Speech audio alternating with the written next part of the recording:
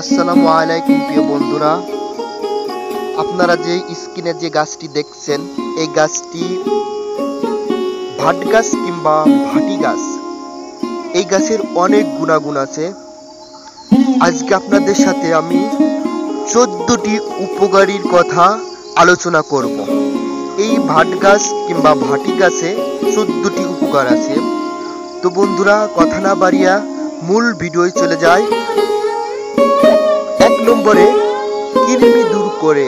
এই ভাট গাছ কিংবা ভাটি গাছের রস বেটে খেলে কৃমি দূর করে, মাথার উকুন দূর করে, আলসার নির্মূল করে, আমাশা দূর করে, বিষাক্ত পোকামাকড় কামড়ালে ক্ষত যন্ত্রণা দূর করে, ম্যালেরিয়া রোগের জন্য উপকারী,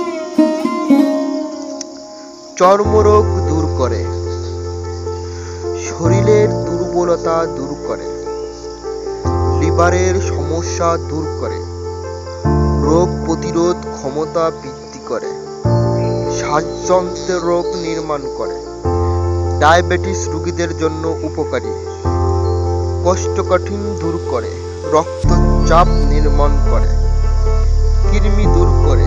ভাট গাছের পাতার রস অত্যন্ত তিতা হওয়ায় এই গাছের পাতা বেটে কৃমি রোগীদের খাওয়ালে কৃমি মরে যায়।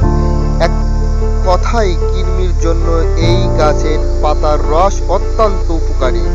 মাথার উকুন দূর করে।